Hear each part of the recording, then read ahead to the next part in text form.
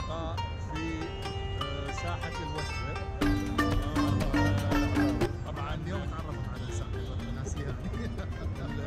البرد مال كندا خلى علاوي. The first meeting at Wethbe Square. 3 friends agreed to meet in Baghdad after 30 years of graduation. One of us came from a distant place, from Canada.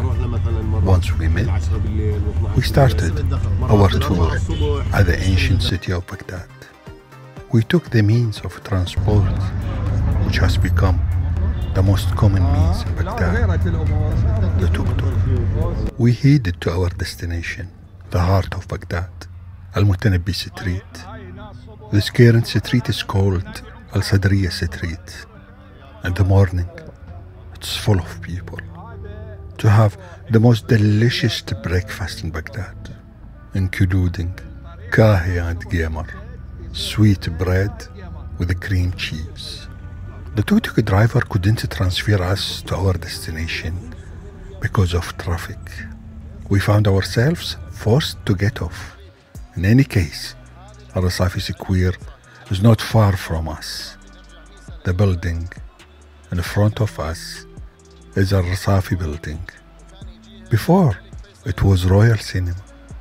King Faisal I came here with Miss Bill Gertrude, the British consular.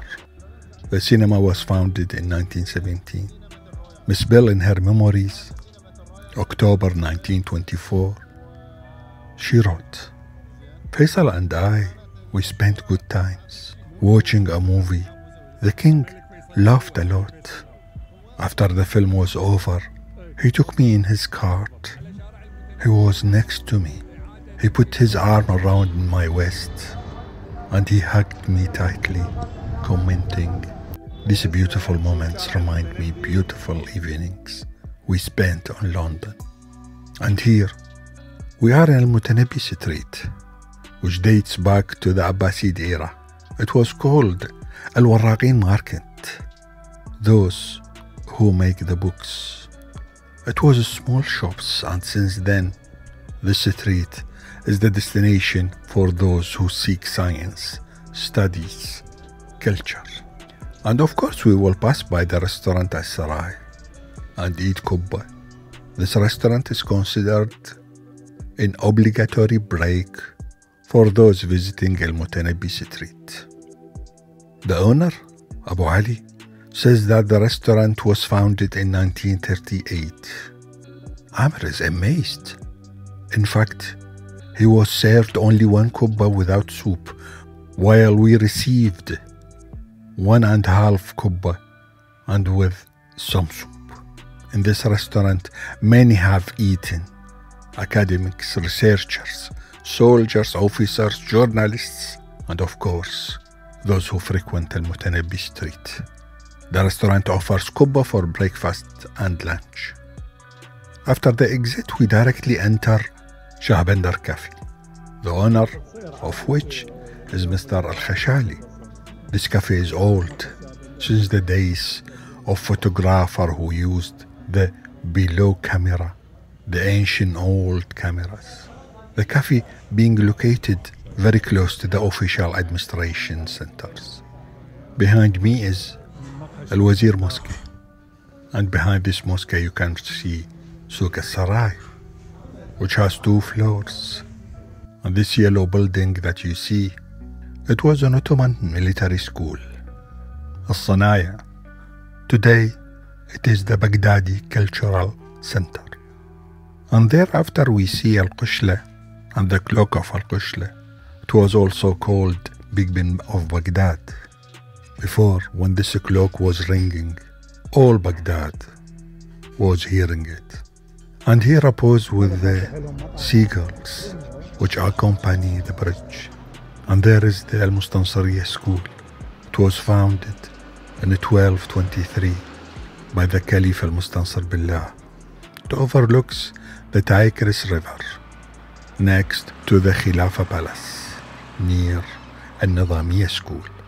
The school is made up of 2 floors, containing 100 classes between large and small. In addition to the halls, In the Ottoman era, it was transformed into a customs center since it overlooks the Tigris River. The place was a mooring place for boats.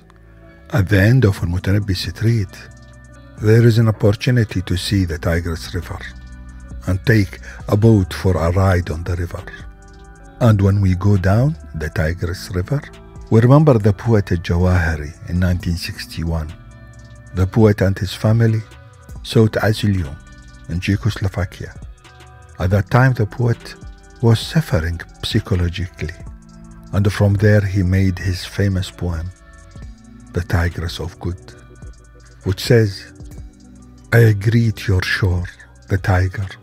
Will you greet me too, the tiger of good, mother of farms?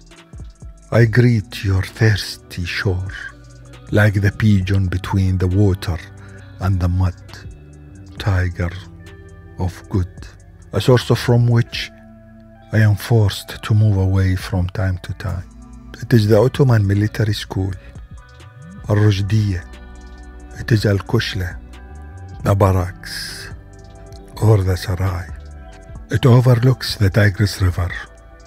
It dates back to the Ottoman era. It was the seat of government.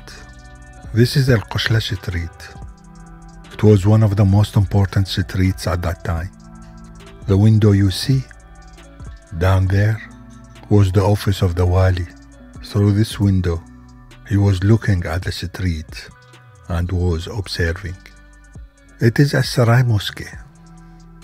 It was built in 1225. The mosque was renovated in 1938 at the time of King Ghazi. It is also called the Mosque of Hassan Pasha and also the King's Mosque. It is located in front of Al-Kushla. Inside, there is summer prayer place and covered, and winter covered prayer place. The mosque has small vaults built in plaster during the royal era. This wall, which separates Al-Kushla and the Sarai place, was destroyed and replaced by this building, which you see in front of you. It separates Al-Kushla barracks from the Wali's palace. Bayt al-Wali.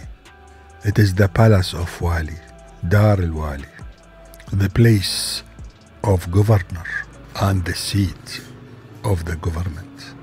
It is also the seat of the prime minister in the royal era and the seat of the Iraqi government. Most of the ministers were in this place.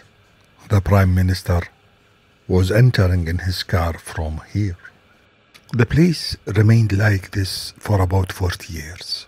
But in the Republican era, 1958, when General Abdul Karim Qasim seized power, he preferred to leave this place and settle in the headquarters of the Ministry of Defense. This place has remained the seat of many ministries, such as justice, education, among others. We see above two small minarets.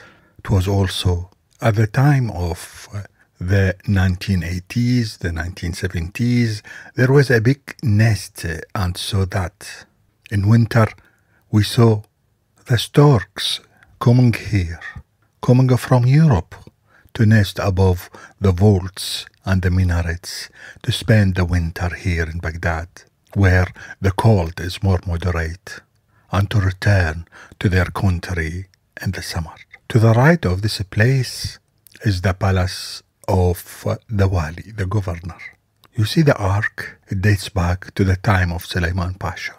Here we find the Tagra, the monogram of the Ottoman sultans. It brings the name or stamp of the sultan.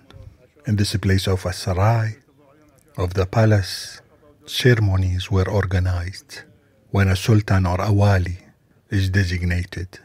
Among the important people who resigned in this place, we mention Suleiman Pasha, Dawood Pasha, Namak Pasha, Midhat Pasha. The building has an area of 1,000 square meters. its architecture is inspired by the Iraqi Baghdadi house, whether its central courtyard or fontaine, the wooden columns, the corridors, al-farshi bricks, the thick walls, the windows, the drafts, the internal spaces. This building was the real estate bank. Behind this building is Hammam al-Pasha. It was receiving many people, especially the elite of the Ottoman state. People who were working in the palace or in the barracks or in the administrations who were near this place. Hammam al-Pasha was built in the time of Hassan Pasha in the early 1700. This historic vault was built 300 years ago. This place in royal time was to take the test and to get the driving license. This abandoned building was the police station. Here it was the center, whether during the Ottoman times or royal era. The district is called Jadid Hassan Pasha. This house is that of Regina, the sister of the famous Jewish singer Salima Murad, after being killed by her husband.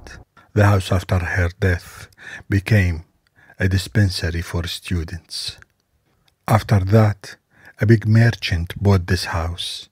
His name is Al-Almani, but the house is now abandoned between warehouse and carpentry yard. In 1928, the first fire station was created. It was the first station that was created after the English occupation of Iraq. Here, Al-Sulaymaniya Mosque, which was founded at the time of Wali Suleiman Pasha. It contained a Nu'maniya Mosque, built in 1771 by Madame Fatima Khatun, and the Wali Suleiman Pasha the Great renewed it in 1791. In 1911, this post building was built. It was called Tel Khane, Post Khane, telegram. In the Ottoman era, bicycles were used. This sign that you see dates back to the date of the construction of the building. Here was a beautiful clock in this sign. Here is the Marquezia Secondary School. This school dates back to the Abbasid era. In 1881, during the Ottoman era, it was rebuilt. The studies were academic and military. In 1927, Al-Marquezia School was built. Many Iraqi personalities graduated from it, such as former President Abdul Karim Qasim and the poet Jawahiri was teaching here. Here, on this days, was the canon Abu Khazzam, Tob Abu Khazzam. It remained here for a long time. It dates back to the time of Murad Pasha and his occupation of Baghdad.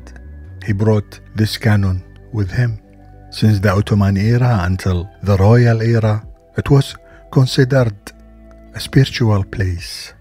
People were coming here, especially women, for the realization of their wishes. For example, a woman came here to ask to have a child, or if she has already a child, she comes here to ask the canon that her child is to be brave. She puts his head in the mouth of the canon, thinking that the canon was giving miracles. They were tying ribbons to the chain which were surrounding the canon, and the candles were lit around it. It was a place only for women, and the man who came here was frowned upon and was called Qaffas. This is according to the book of Abdul Karim al-Allaf. The canon was still here, located in front of the fort. In royal times, it was transferred from this place to stop these visits from women, and it is today in the garden of the Iraqi National Museum without the visits of women and falling into oblivion. It is Al-Ahmadiyya Mosque, which was built in 8 by Ahmed Pasha Al-Kathada in 1796. The Mosque Al-Ahmadiyya had an important school. The place dates back to the Abbasid era. Here was the mosque of the palace. We are in front of a building, a souk of antique dealer, which is called Khan al-Mdallal. Here they sold antiques, as well as old objects, carpets, cloaks, mails. This dilapidated building is called the Cabaret Mal al-Hilal. The famous singer Kulthum sang here in 1932. And Al-Midan Square is part of Al-Sultan Souk. In the Abbasid era, it was a place for parades, military parades. It was in front of Baghdad fort. Here is Al-Zahawi Cafe. It was the seat of the poet Al-Zahawi. Here is the Harij Market, the flea market. Here people gathered to sell old objects. The souk was actually built 300 years ago. There are references that say that it dates back to the Abbasid era. Thanks.